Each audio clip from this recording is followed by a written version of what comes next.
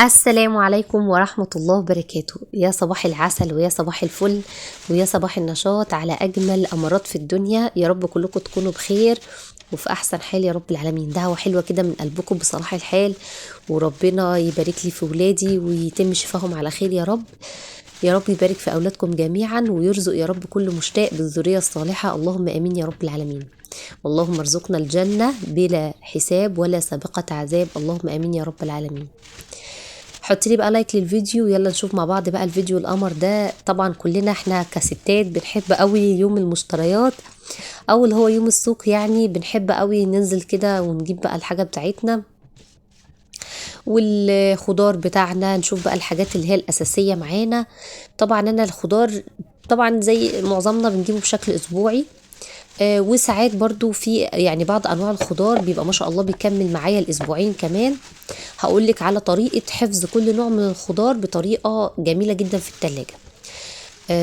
بصوا بقى، انا دايما كنت اقول لكم على الطريقه الاولانيه اللي انا كنت بستخدمها، ان انا كنت بخلي مثلا الخيار والفلفل عادي في الاكياس بتاعتهم، وكنت بضيف لها مثلا شوكه معدن او معلقه معدن وقطعه كده من السفنج اللي هي السبونشا السفنج عشان تمتص يعني اي رطوبه.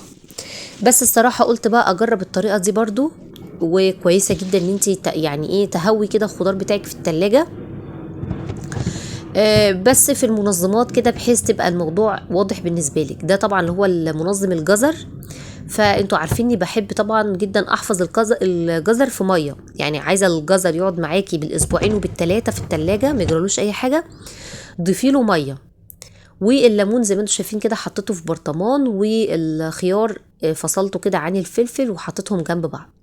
هنا بقى الخضره برضو بحافظ على الخضره ازاي. طبعا انتوا عارفين في طريقة اللي انت مثلا لو انت الخضرة مش بتستخدميها على طول ممكن تقطعيها. ت... دي طريقة حلوة قوي قوي، يعني انك انت تنقيها كده كويس، تشيلي منها اي ورقة صفراء اي ورقة دبلانة، وبعد كده تبدأي انك انت تسيبيها كده يعني تهدى شوية، تصفي كده شوية من المية، يعني تسيبيها يعني قيمة ايه، مثلا ما تعملي اي حاجة تانية كده في البيت قولي قيمة ساعة مثلا، تكون هديت خالص من المية بتاعتها، وتبدأي بعد كده تقطعيها بالشكل ده.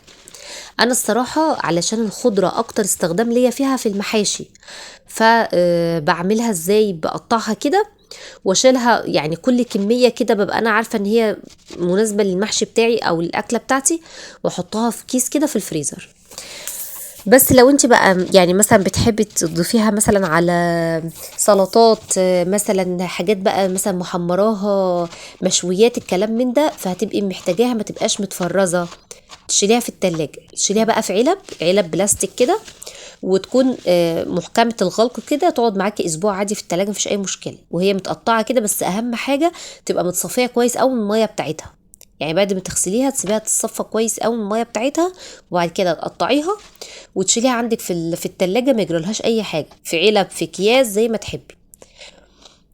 في الفريزر تقعد معاكي بقى ما شاء الله يعني بالشهور، وتستخدمي منها بقى للمحشي. مثلا هتعملي شوية خضار، مثلا سبانخ اللي هو بيحتاجوا الخضرة، مثلا عندك عايزة تعملي قلقاس وهتستخدمي فيه خضرة، عايزة تعملي بصارة هتستخدمي فيها خضرة.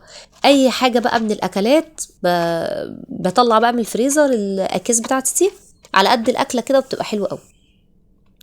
هنا بقى انا اول مره اعمل الحركه دي، ان انا فصلت في التفريز بين الكزبره، يعني الكزبره والشبت خليتهم مع بعض، الكزبره والشبت خليتهم مع بعض، والبقدونس خليته لوحده. هقول لكم ليه بقى، علشان في اكلات مش بينفع انك تضيفي لها بقدونس خاصه في الطبيخ وكده، لكن في المحشي عادي بضيف له بقدونس عادي. فده كده اللي هي حزمة البقدونس. انا كنت جايبة حزمتين شبت وحزمتين كزبرة، فقسمتهم كده على كيسين، دول للايه للمحشي، والحزمة البقدونس دي بقى هخليها كده في كيس لوحدها، وبحيث ان هي تبقى مميزة بالنسبة لي. حتى ان انا كمان بصوا مش هربطها بنفس الربطة دي، لا هخليها مختلفة عشان اعرف ان دي البقدونس يعني. تعالي نصلي على النبي كده، اللهم صل وسلم وبارك على سيدنا محمد وعلى اله وصحبه اجمعين. بصوا كده انا بخرج منها الهواء، بدوس عليها كده عشان خرج منها الهواء. هنا بقى هنعمل مع بعض غدا سريع كده. شاركتكم قبل كده في الفيديو اللي فات الحواوشي. طبعا انتوا عارفين طريقتي سهلة جدا، مبسطة خالص في الحواوشي، وموفرة جدا وجميلة الصراحة جدا جدا جدا. بجيب اللحمة المفرومة بتاعتي وبضيف عليها بصل. كتري بقى في البصل براحتك، الحواوشي بيحب البصل جدا والفلفل.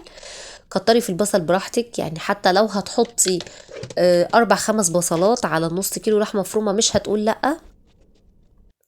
وكمان هتحطي مثلا 5 قرون فلفل برضو، هتزودلك الكمية وهيديكي ريحة عايزة اقولك وهو بيستوي خطيرة. وكيس خلطة الحواوشي اللي هو من كنور ده جميل جدا جدا يا بنات، جربوه بجد، هيديكي نفس طعم الحواوشي الجاهز بالظبط. وشوية بس ملح كده علشان حياء البصل والفلفل. تعالوا بقى نثقل الميزان. طبعا حبايبي اللي متعودين عليا دايما في الفيديوهات لازم نثقل الميزان كده، ما ينفعش فيديو يعدي من غير ما نثقل ميزاننا مع بعض، ميزان الحسنات. ربنا يجمعنا يا رب دايما كده في الخير، ويجمعنا يا رب في الفردوس الأعلى من الجنة زي ما جمعنا كده يا رب في الدنيا كده على خير. ربنا يجمعنا كده في الجنة يا رب على خير يا رب إن شاء الله كده، ونبقى صحبة صالحة. نقول بقى إيه؟ سبحان الله وبحمده سبحان الله العظيم، سبحان الله وبحمده سبحان الله العظيم، سبحان الله وبحمده سبحان الله العظيم. هنا بقى طبعا التركه اللي انا كنت قلت لكم عليها الفيديو اللي فات، ان انا بدهن كده الرغيفه بتاعتي بالليه. تمام. وبتسويها بقى عادي في اي طاسات عندك تيفال او صواني تيفال زي كده، تدهنيها زيت وتبداي بقى الرغيفه بتاعتك، سواء كنت دهنها سمن دهنها زيت دهنها ليا، اي نوع من انواع الدهون يعني بتفضليه. وتبداي بقى انك انت تغطي كويس قوي عليها وعلى نار متوسطه كده، وشويه 3 4 دقايق على الوش ده و3 4 دقايق على الوش ده، هيطلع معاكي ما شاء الله النتيجه. بصوا ما شاء الله اللحمه لازقه في العيش ازاي. وهنا عشان سخن فمش عارفه ان انا افتحه لكم، بغطيه بقى كده عشان يبقى طري معايا، ما ينشفش يعني من الجو كده.